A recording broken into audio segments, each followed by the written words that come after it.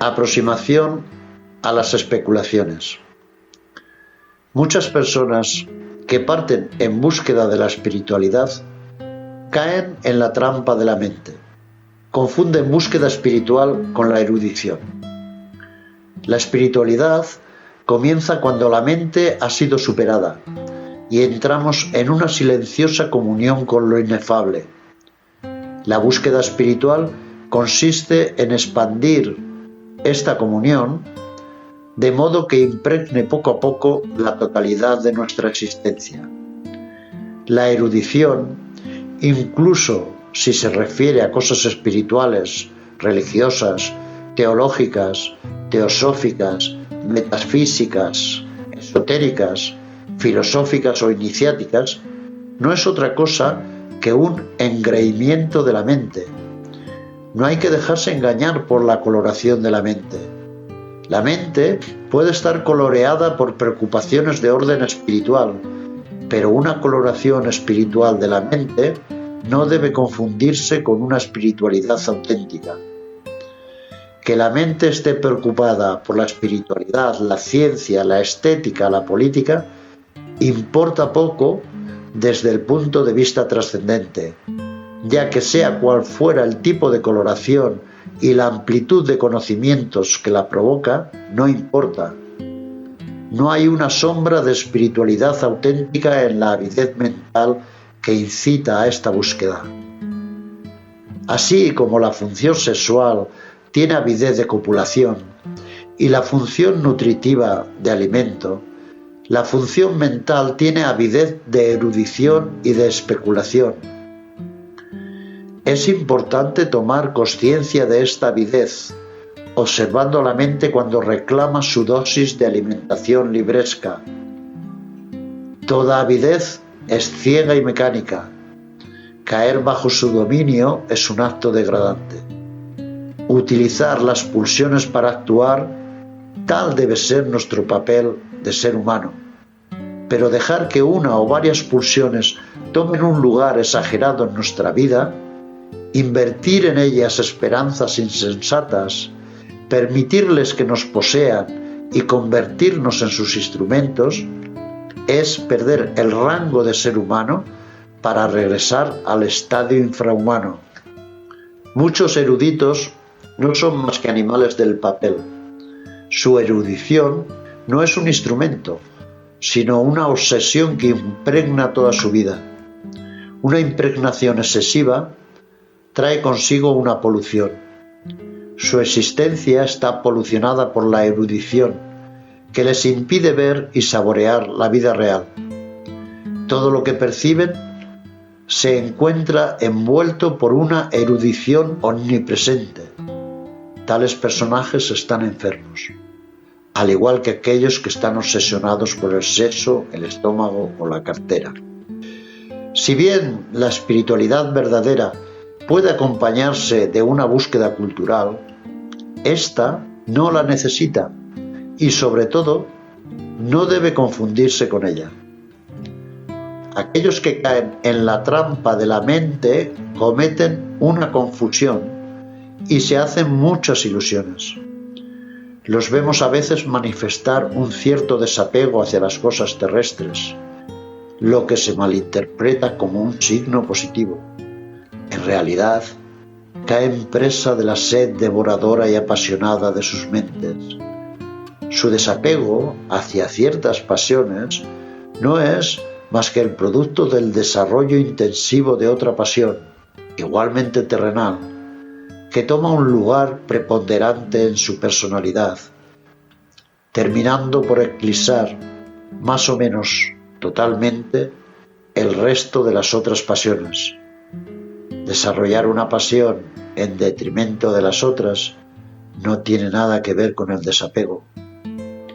La mente, este mono travieso, sabe cómo disfrazar una investigación libresca y hacerla pasar a los ojos de quien se abandona a ella por una verdadera búsqueda espiritual. La simplicidad de los hechos, es decir, el abandonarse a una sed cultural, generalmente se encuentra enmascarado por múltiples afirmaciones gracias a las cuales el individuo adquiere una buena opinión de sí mismo y de su actitud.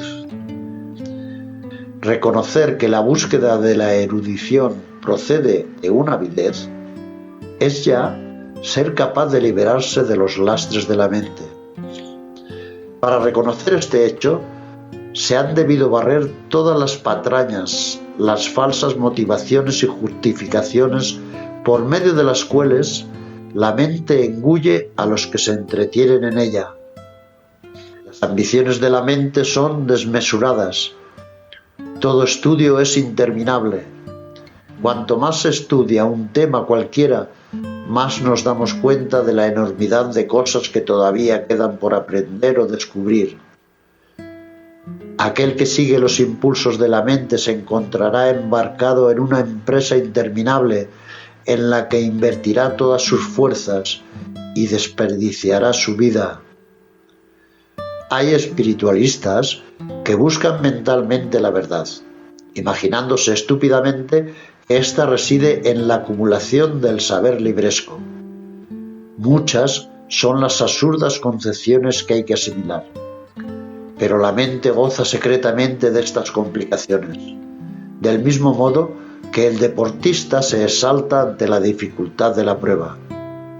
Observad a los espiritualistas eruditos sumergidos en la búsqueda de las causas primeras, de las leyes cósmicas, de las fuerzas ocultas, de los diferentes planos del universo, de las subdivisiones de la individualidad humana, del devenir después de la muerte.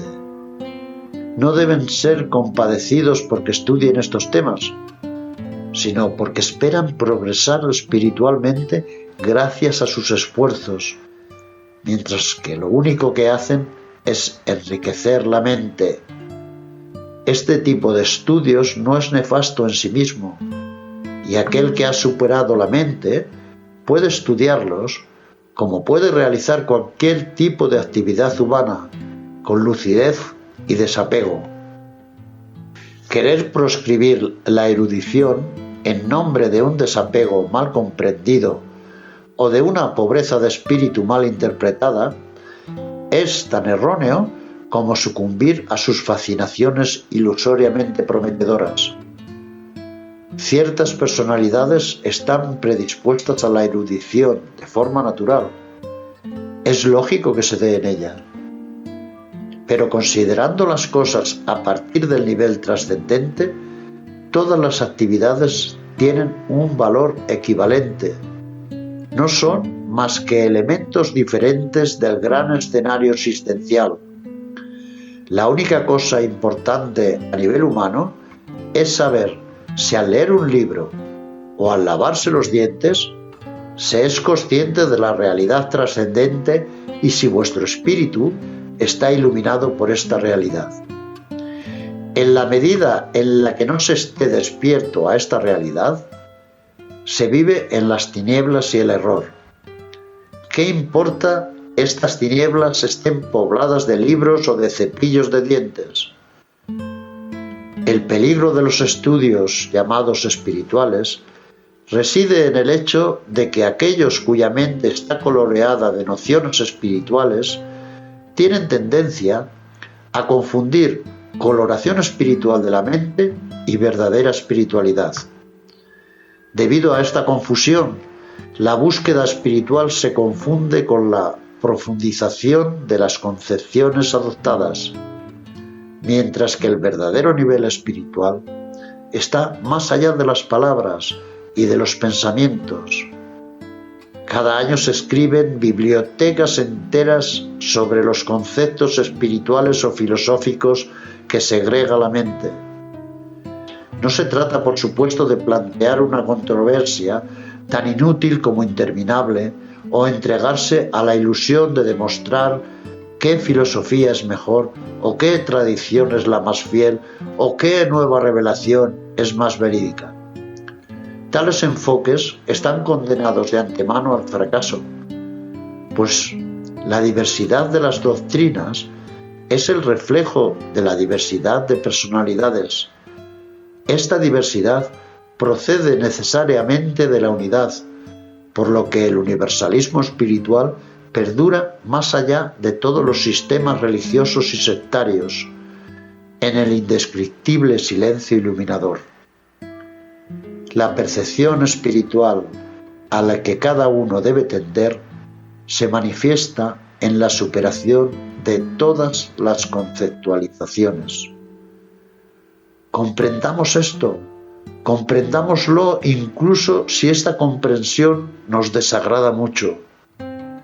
Ninguna investigación erudita podrá encaminarnos hacia la verdad. Buscando con la mente no encontraremos más que los contenidos de la mente. La mente es como una esfera. Contra más la alimentamos, más se hincha. Cuanto más lejos vaya nuestra búsqueda mental, más retrocederán los límites del horizonte mental. No hay final posible en la búsqueda mental. Estáis encerrados en una circunferencia cerrada y buscáis una puerta que no existe. La realización trascendente se alcanza trascendiendo todos los componentes de la personalidad. Si os entregáis a un nivel cualquiera de esta personalidad, el camino a la trascendencia se os cerrará. Prisioneros de la mente, confundiréis a Dios con la idea de Dios, las especulaciones espirituales con el camino espiritual, la comprensión de las nociones trascendentales con la percepción de la realidad trascendente. El orgullo de la mente hace necesaria la desconfianza. La mente pretende englobarlo todo. Está dispuesta a añadir lo que haga falta en su interior, pero teme su propia superación. Está dispuesta a asimilar la idea de su superación y a ordenarla en una de sus estanterías. Todas las ideas le interesan, son nuevas adquisiciones. La idea de su superación no le molesta en la medida en la que la aceptación de este concepto eluda la exigencia de una superación real. Pero la superación de la mente no es una teoría o una esperanza que debemos añadir a otras concepciones. Es una necesidad realizable desde este mismo momento. Si escucháis a vuestra mente, os dirá que es algo muy complicado y difícil, y así, utilizando diversas teorías, tratará de retrasar dicha superación para tiempos mejores. En realidad, la superación de la mente es quizás una operación sutil, ya que la mente debe deshacerse de sus hábitos, pero no es difícil. Para lograrlo, basta con dejar de ser su víctima. Tomemos conciencia de la resistencia que opone a su superación segregando teorías falaces. Cuando hayáis contemplado interiormente los esfuerzos de la mente para engañaros, cuando sus tentativas os parezcan irrisorias y pueriles, y cuando no olvidéis el conocimiento que emana de esta observación, entonces el Señor se habrá convertido en esclavo, y el antiguo esclavo, el Señor. No se trata de rechazar la mente, como no se trata de rechazar el cuerpo. Debemos dejar de ser los prisioneros de la personalidad, rompiendo los círculos sucesivos en el centro de los cuales nos encontramos atrapados. El error consiste en identificarse a los pensamientos que no son más que los contenidos del círculo de la personalidad psíquica. Identificándonos a los pensamientos, nos imaginamos que la búsqueda espiritual consiste en barajar, seleccionar y desarrollar pensamientos. Por el contrario, cuando se logra la liberación interior, la mente superada deja de ser el gran ilusionista que nos retenía en las redes del error original para convertirse en un instrumento muy útil en el seno del juego existencial relativo. Para utilizar eficazmente la mente hay que dominarla, y para dominarla hay que superarla. Quien está encerrado en la mente es incapaz de dirigirla. Errará en las fantasmagorías de este laberinto. Superar la mente es llegar al silencio. Es comprender que para conocer no hace falta nada, física o mentalmente. No es buscando cómo se encuentra. Es cesando interiormente toda clase de búsqueda, como se realiza el propósito de la búsqueda espiritual. Buscar, reflexionar, especular, es provocar en el interior de la mente torbellinos onnubilantes. Es preciso que la mente se calle, abandonando todos los movimientos internos para volverse transparente. Cuando la mente es transparente, la luz de lo real puede manifestarse. El estudio de las enseñanzas espirituales es una acción al nivel mental. Sería ridículo esperar que por medio de una acción física alcanzáramos la trascendencia. También sería ridículo esperarlo de una acción mental. Las enseñanzas espirituales son válidas en la medida en la que nos enseñan que debemos sobrepasar la mente y nos encaminan hacia la experiencia interior del silencio, de la paz inefable. Pero si contrariamente a esto alimentan y seducen a la mente, son malas enseñanzas. ¿Qué importa si las nociones que enseñan son reales? Pretendiendo ser espirituales, estas enseñanzas os traicionan, pues os alejan de la realidad espiritual, refuerzan vuestra prisión en vez de ayudaros a salir de lo que debe ser superado. En las orillas del silencio se sabe que toda erudición es insignificante frente a la inmensidad presente en cada instante. Contemplando el infinito, podemos jugar con la mente sin tomar en serio esta pequeña función.